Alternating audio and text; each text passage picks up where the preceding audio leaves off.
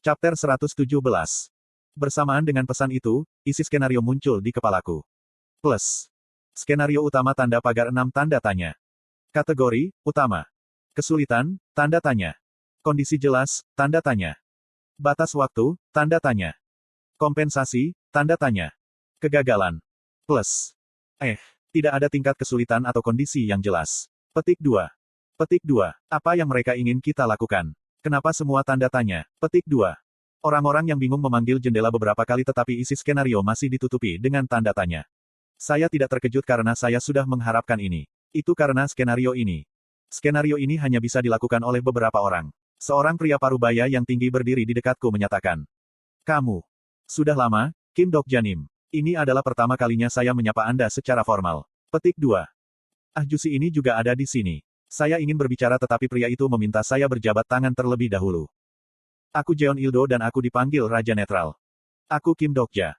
Raja Netral, Jeon Ildo. Dia adalah salah satu dari beberapa raja yang tersisa di Seoul yang selamat dari perjuangan tahta absolut bersama dengan Raja Maitreya Cha Sang-kyung dan Raja Kecantikan Min Ji-won. Saya memiliki kenangan yang mengesankan tentang Jeon Ildo. Dia adalah satu-satunya raja yang menyerahkan tahta kehendaknya sendiri. Selama perjuangan untuk tahta dan saat ini juga, saya sangat terkesan dengan kinerja Dok-janim. Anda tidak tahu berapa banyak sponsor saya berbicara tentang Dok-janim. Separuh dari waktu itu adalah tentang Dok-janim. Petik 2. Dia tersenyum tampan. Itu mengingatkan saya, siapa sponsornya. Saya segera menggunakan skill. Keterampilan eksklusif, daftar karakter diaktifkan. Itu adalah daftar ringkasan yang hanya berisi atribut dan sponsor. Pengaturan daftar ringkasan telah diubah. Plus. Ringkasan daftar karakter. Nama, Jeon Ildo. Atribut pribadi, canggung intelektual umum, Raja Netral Pahlawan. Sponsor, pakar duduk di pagar. Plus. Sekarang saya melihatnya, saya punya pertanyaan. Tentu saja konstelasi ini. Pakar bermain kedua sisi tampaknya adalah orang kuno dengan hubungan internal yang rumit tetapi sebenarnya adalah pengubah dari Raja. Sebuah konstelasi yang menganjurkan diplomasi netral telah mengungkapkan pengubahnya. Konstelasi, pakar memainkan kedua sisi, menunjukkan niat baik kepadamu. Itu adalah pengubah untuk Gwang Haegun, seorang Raja Joseon yang terkenal dengan diplomasi netralnya. Tautan Wiki, https://n.wikipedia.org/wiki Gwang Haegun _Joseon _tutup. Jeon Ildo memiliki gelar Raja Netral karena suatu alasan. Saya berkata kepadanya, saya ingin mendengar ceritamu sedikit lagi. Apa yang Anda maksud dengan hanya beberapa orang yang dapat melakukan skenario? Petik 2. Kamu tidak tahu. Para raja dengan cepat memperoleh informasi. Tentu saja, saya tahu itu yang terbaik tetapi saya masih perlu mendengarkan mereka. Mungkin segalanya berbeda dari cara bertahan hidup yang saya tahu. Menurut informasi yang diberikan oleh Dok Kaibis tingkat rendah pagi ini, para peserta skenario ini akan diputuskan dari relawan. Relawan. Iya, skenario ini tidak mengharuskan semua orang untuk berpartisipasi. Juga tidak ada penalti untuk tidak berpartisipasi. Sungguh luar biasa mengingat skenario yang kami alami sejauh ini. Petik 2. Seperti yang saya harapkan, saya menunjuk ke layar dan bertanya, apakah para peserta akan pergi ke sana? Itu yang aku dengar. Aku bisa mendengar suara lega di semua tempat setelah kata-kata Jeon Ildo.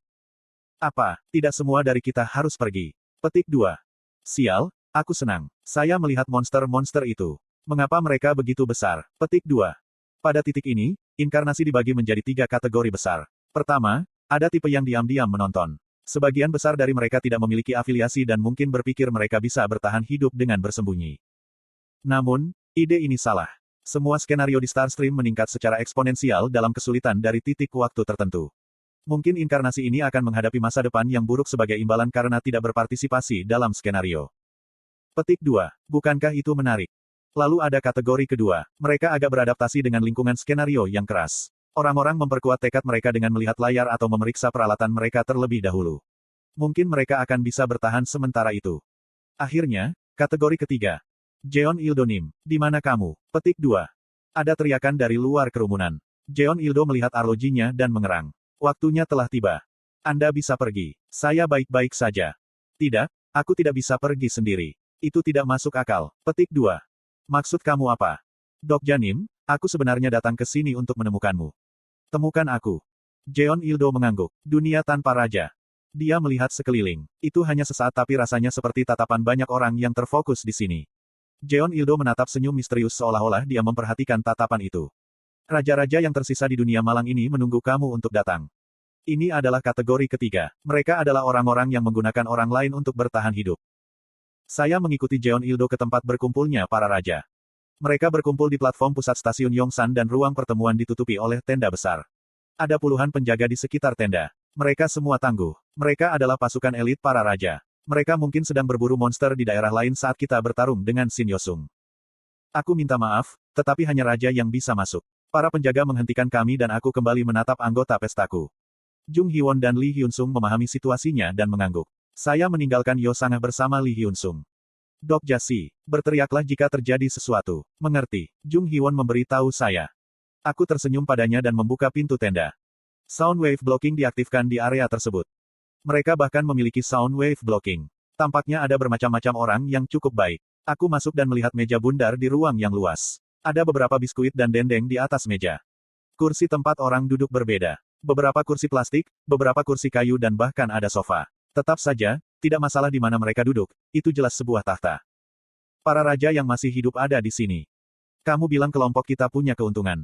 Korea Selatan akan menjadi latte komer. Apakah Anda pikir kita bisa berurusan dengan mereka yang sudah ada? Namun, itu akan berbeda jika grup kami pergi. Saya akan pergi. Suara booming dari pria parubaya memudar pada penampilan saya. Semua raja menatapku. Raja terakhir telah datang, kata raja kecantikan Min Ji-won. Dengan ringan aku menyapanya dan memandang berkeliling ke raja. Tidak ada Yo Jong-hyuk, ya sudah jelas. Selain saya, ada total 5 orang yang hadir. Raja kecantikan, Min Ji-won. Raja Maitreya, Cha Sang-kyung. Raja netral, Jeon Il-do. Raja pengembara. Ini adalah 4 orang dan orang yang tersisa. Itu aneh. Saya tidak kenal dia. Siapa orang ini? Aku Kim Dokja. Oh, kamu, Saya adalah Presiden Yewido, Yoo Hyun-ho. Petik 2. Presiden Yewido. Presiden sudah meninggal. Omong kosong apa ini? Min Ji-won menambahkan dengan suara masam. Petik 2. Yoo Hyun-ho sih bukan raja tapi dia memimpin pasukan besar. Itu sebabnya dia ada di sini. Petik 2. Raja apa? Apakah Anda benar-benar berpikir ini adalah dinasti Joseon? Kita hidup di era demokrasi. Tolong bangun. Aku diam-diam mengaktifkan daftar karakter. Plus. Ringkasan daftar karakter. Nama, Yoo Hyun-ho. Atribut pribadi, politisi korup langka. Sponsor, Master of Manipulating Stat. Keahlian eksklusif, suap level 5, komando militer level 4, daya rusak level 6, kontrol misa level 7. Plus. Tiba-tiba aku ingat, seorang politisi yang selamat dari skenario pertama. Jelas ada orang seperti itu dalam beberapa regresi. Biasanya Yoido terhapus saat banjir monster jadi dia beruntung kali ini. Rasi bintang, dewa perang maritim, marah dengan pejabat Joseon yang korup. Konstelasi, botak jenderal keadilan, membenci inkarnasi Yoo Hyun-ho. Pesan-pesan ini mungkin ada hubungannya dengan sponsor Yoo Hyun-ho. Seorang ahli memanipulasi urusan negara yang hidup selama periode Joseon. Saya akan bisa bertanya pada Yo Sanga apakah dia ada di sini. Orang yang bernama Lee Suk-kyung ini hadir karena alasan yang sama. Saya tidak tahu apakah Anda pernah mendengar tetapi dia disebut Raja Pengembara. Petik 2. Raja Pengembara menatapku. Dia masih mengenakan topeng. Aku menatap topeng itu sejenak sebelum memutar kepalaku ke kiri. Tolong hentikan perkenalannya. Saya ingin tahu mengapa Anda memanggil saya. Petik 2. Jeon Il-do yang duduk di tengah meja berbicara setelah mendengar kata-kataku. Kami di sini untuk memilih perwakilan yang akan berpartisipasi dalam skenario ke-6. Inilah tujuan mereka. Yoo Hyun-ho berbicara setelah Jeon Il-do. Orang-orang yang berkumpul di sini adalah mereka yang memiliki kekuatan terbesar di Kubah Seoul saat ini. Kim Dokja si relatif kecil tetapi Anda menerima kehormatan besar undangan khusus karena kontribusi Anda pada skenario. Petik 2. Benarkah begitu? Khusus. Kehormatan. Pria yang konyol. Dia bersembunyi di suatu tempat sementara aku menyelesaikan skenarionya. Sekarang dia ingin mengatakan kata-kata ini. Yoo Hyun-ho melihat sekeliling dan terus berbicara. Sekali lagi, saatnya bagi kita untuk melarikan diri dari orang barbar. Untuk sementara, kami kembali ke era primitif dan mengulangi perjuangan masyarakat. Namun, esensi kami adalah warga negara yang bertindak sesuai dengan kontrak sosial yang ketat. Maka bukankah lebih baik untuk memilih skenario peserta berikutnya menggunakan proses demokrasi? Petik 2. Itu adalah anjing yang menggonggong tetapi kedengarannya masuk akal karena ia bercampur dalam beberapa kata yang masuk akal. Min Ji-won menjawab, proses demokratis apa yang kamu bicarakan? Seperti yang saya katakan sebelumnya, saya pikir itu benar untuk mengalokasikan peserta sesuai dengan ukuran pasukan. Jeon Il-do segera membalas. Aku tahu kalau kelompok Yewido adalah yang terhebat hanya dengan melihat angka. Proposal itu tidak adil. Petik 2. Jeon Il-do si, aku sedih dengan kata-katamu. Bukankah kita semua orang Korea? Tidak masalah jika sejumlah orang dari kelompok tertentu dipilih. Begitu kita memasuki skenario, kita akan menghadapi lawan asing. Maka kelompok kita milik tidak masalah. Apakah kita akan bertarung satu sama lain ketika musuh ada di depan kita? Petik 2. Dia benar-benar seorang politisi tetapi Jeon Il-do tidak semudah itu. Jika tidak masalah siapa yang dipilih maka tidak ada alasan untuk memilih dari kelompokmu. Menurut proses demokrasi, kami memiliki banyak orang kuat. Saya menjadi kesal ketika mendengarnya. Kami di sini untuk membicarakan ini. Saya tidak tahu mengapa kita memilih orang pada awalnya. Kirimkan saja semua orang yang ingin pergi. Petik 2. Kami awalnya berpikir seperti itu tetapi segalanya berubah. Berubah.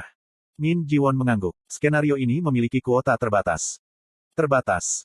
Raja-raja menerima pesan dari Paradok Kaebis tetapi kamu belum menerimanya. Pada saat ini, pesan sistem muncul di kepalaku. Alokasi awal Seoul Dome adalah 10 orang. Nomor tambahan akan diputuskan tergantung pada inkarnasi dalam skenario. Oh, ini sebabnya mereka berkelahi. Berbeda dengan inkarnasi lainnya, para raja tahu bahwa preemption awal dari skenario itu penting. Jika mereka dapat menempatkan pasukan mereka sendiri ke dalam kuota awal maka mereka pikir inisiatif skenario masa depan akan datang ke kelompok mereka. Pada akhirnya, tempat ini didirikan sebagai pertarungan untuk merebut kursi raja. Grup saya akan pergi. Saya mendengar ada banyak orang Jepang di area skenario. Saya pikir itu tepat bagi saya untuk memimpin sebagai keturunan sila. Petik 2. Tidak, aku akan pergi. Baekje memiliki banyak pertukaran dengan Jepang sejak zaman kuno. Petik 2. Itu Baekje. Sponsor Anda berasal dari latar Baekje. Petik 2. Apa artinya? Tentu saja saya harus pergi. Bagaimana saya bisa percaya pada sponsor kuno Anda? Petik 2. Semuanya, tunggu sebentar. Tolong tenanglah. Petik 2. Jeon Il-do maju tetapi tidak bisa menenangkan kebingungan. Aku melihat sekeliling sambil menghela nafas dan melihat Raja Pengembara. Dia mengawasiku tanpa mengucapkan sepatah kata pun. Aku bisa melihat sedikit senyum di bawah topeng setengahnya. Saya harus menyelesaikan ini. Raja-raja yang berdebat memiliki suasana yang sengit seperti akan ada pertumpahan darah. Tidak ada gunanya kita berdebat di sini. Para raja menatapku saat aku mengucapkan kata-kata ini. Mata Yo Hyun-ho berkata, apa maksudmu dengan itu? Aku bisa merasakan getaran samar tanah dan mengambil biskuit di atas meja.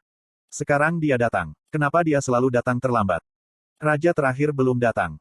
Saat saya memecahkan biskuit, satu sisi tenda meledak dan Presiden Yewido yang bergaya diri jatuh dengan teriakan. Kuak!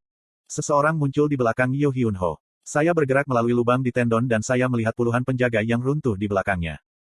Ini adalah regresor kami. Emosinya sama, tidak masalah regresi. Mata ganas aneh menyapu kelompok dan segera fokus padaku.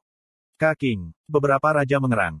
Kemudian Raja, Yo Jong-hyuk membuka mulutnya. Aku akan mengumumkan orang-orang yang akan berpartisipasi dalam skenario berikutnya.